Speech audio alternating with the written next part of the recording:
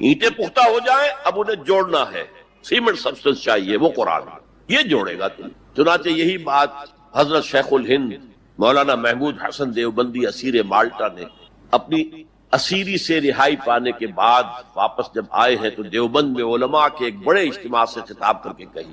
مولانا مفتی محمد شفیع رحمت اللہ علیہ وہ خود موجود تھے اس میں، بڑے بڑے علماء، مولانا حسین احمد مدنی رحمت اللہ علیہ، شبیر احمد عثمانی رحمت اللہ علیہ، مولانا اشرف علی تھانوی رحمت اللہ علیہ، مولانا انور شاہ کشمیری رحمت اللہ، بڑا مجمع، اور کہا حضرت شیخ الہند نے ہم نے تو اپنی اسیری کے 4 سالوں کے دوران جتنا غور کیا تو ہماری اس وقت کی امت کی زبوں حالی کے 2 سبب سامنے۔ مولانا مفتی شفیع لکھتے ہیں ان کی کتاب وحدت امت کے نام سے، کہتے ہیں کہ پورا مجمع ہمہ تن گوش ہو گیا کہ یہ شیخ الشیوخ استاد العلماء عمر کے اس آخری درجے میں اس حد پر آ کر اب نیا سبق کون سا سیکھ کر آیا ہے؟ تاکہ ہمیں تو اس کے 2 سبب معلوم ہوئے، ایک ہمارا قرآن کو ترک کر دینا، لفظ نوٹ کیے، ترک کر دینا، اور دوسرا ہمارے آپس کے اختلافات۔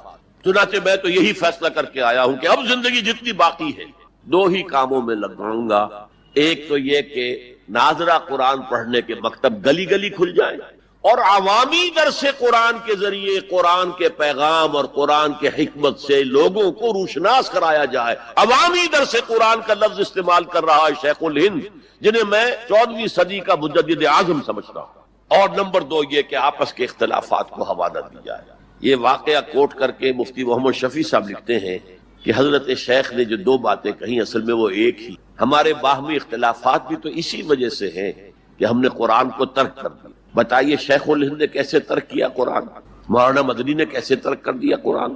کیا مطلب اس ترک کرنے؟ حال تو یہ ہے کہ مولانا مدنی رحمت اللہ علیہ، حالانکہ وہ تو گرفتار نہیں ہوئے تھے، وہ تو والنٹریلی اپنے شیخ کی خدمت کے لیے گئے ہیں ساتھ، اور اس حد تک ان کی وفاداری اور ان کی خدمت گزاری کہ رمضان کا مہینہ آیا تو حضرت شیخ الہند نے حسرت کے ساتھ کہا زندگی میں یہ پہلا رمضان ہوگا کہ تراویح میں قرآن نہیں سن سکیں گے، اس لیے کہ نہ شیخ الہند حافظ تھے، نہ مولانا مدنی حافظ تھے، اور تیسرے ان کے ساتھ ایک اور تھے، ان کا میں نام بھول رہا ہوں، وہ سرحد کے پٹھانوں میں سے تھے، کوئی حافظ نہیں تھا۔ اب آپ غور کیجئے، استاد اور اپنے شیخ کی اس حسرت کو دور کرنے کے لیے مولانا مدنی روزانہ 1 پارہ حفظ کرتے تھے اور رات کو تراویح میں سناتے تھے، روزانہ 1 پارہ۔ اور یہ انہونی بات نہیں ہے، جب ساری زندگی قرآن ہی سے شغف رہا ہے تو وہ ہے تو صحیح ذہن میں، اب صرف ان کے لنکس ملانے ہیں آپس میں، اور کیا ہے۔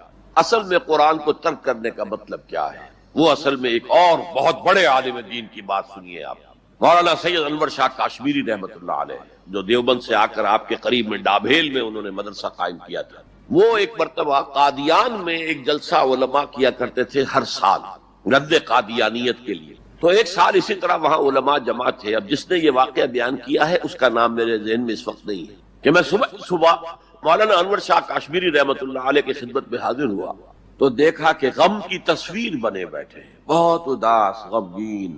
میں نے پوچھا حضرت کیا معاملہ ہے، کوئی خاص سبب ہے؟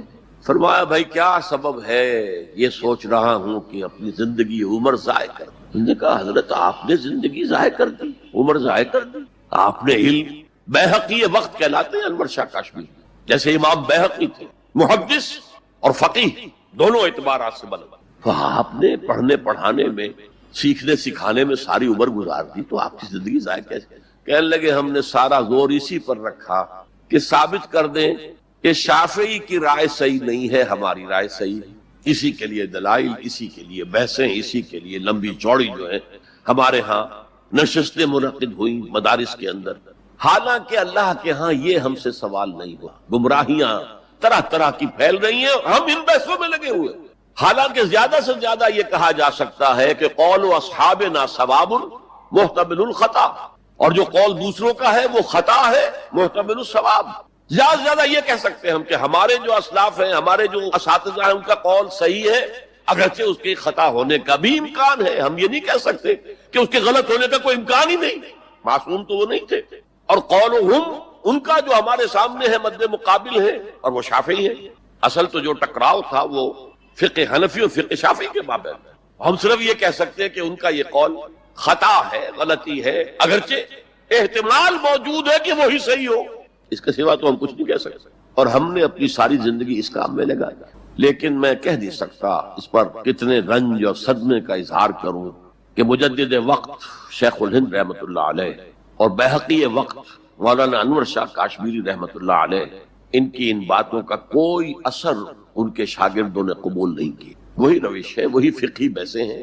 جب میں نے پاکستان میں تحریک خلافت کا آغاز کیا، کچھ احادیث بیان کی، اچھے علماء نے کہا کہ ڈاکٹر صاحب ہم نے تو یہ حدیثیں پہلی مرتبہ آپ سے سنی.